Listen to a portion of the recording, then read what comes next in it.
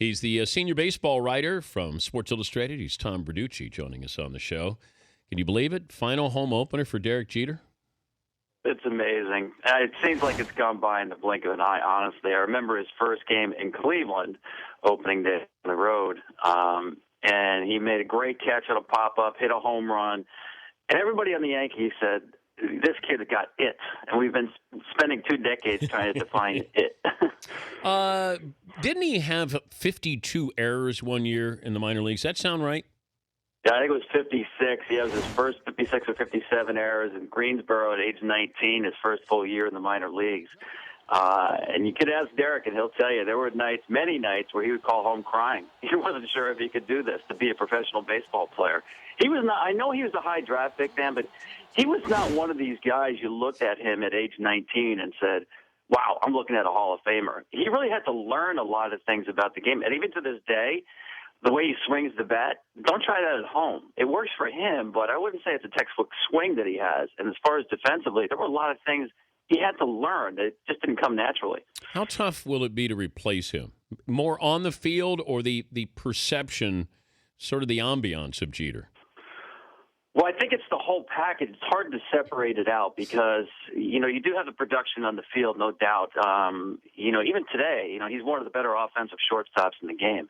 It's tough to find production at that position, and as consistent as he's been, that's hard to replace. But the presence that he has, and if you're around the Yankees, you understand this. Guys on the team look to him. He's the alpha male in that clubhouse.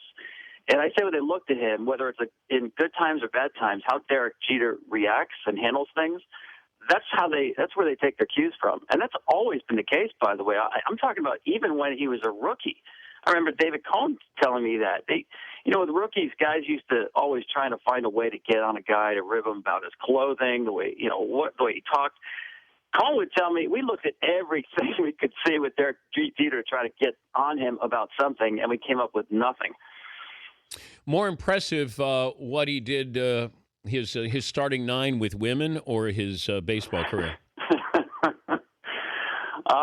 That's a good question. Yeah. Obviously I know what Derek would say, but the impressive thing I'd have to say is the women, only because, Dan, for the most part, and I know he's been on page 6 and the gossip pages enough, probably more so than he would like, but at least he stayed out of real trouble when it comes to that stuff. The off-the-field stuff, you're more in admiration of what he's done off the field instead of looking in the jurisprudence column to say, what did he get in trouble with the law this time? He's Tom Verducci, Sports Illustrated senior baseball writer.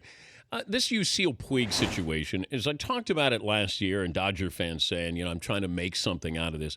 All I kept saying is you keep adding another line to the page here, and that's the concern I have. Will we allow him to mature before our very eyes? Is that really what this comes down to with Don Mattingly and the Dodgers?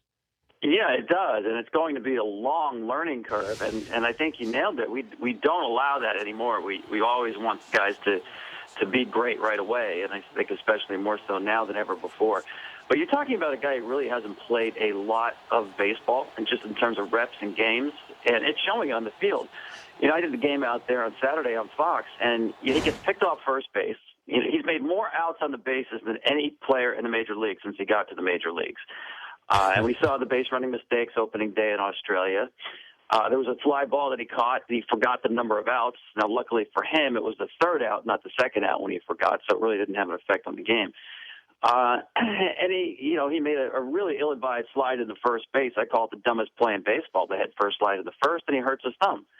Those are all things that have nothing to do with his personality. It has to do with how he plays the game. And he's just not a very smart baseball player, but he is making strides. I mean, this year at least I can say he has introduced himself to the idea of the cutoff man, which he had no clue about last year. His throws are much better. They're much more online than they were last year. They're at least able to be cut by the cutoff man. So I think you'll see him improve, but he's got a long way to go in terms of the finer points of the game. I'm not expecting him just to get it overnight. Final 30 seconds. Is he the second coming of Manny being Manny? I don't know. I don't think so. Manny, I don't know if this guy's a Hall of Famer. I think you saw that from Manny. I thought he was one of the greatest right-handed hitters I ever saw, and it was apparent at a very early age. But But this guy has tremendous talent. There's no doubt he's a 5-tool player. I will say this, Dan. He's one of those guys that continually makes you pay attention for good and bad reasons. So in that respect, I'll say yes. He's must-watch TV. Thank you, Tom. We appreciate it. Thanks for joining You us. got it. Thanks, Dan. All right, Tom Verducci, senior baseball writer at Sports Illustrated.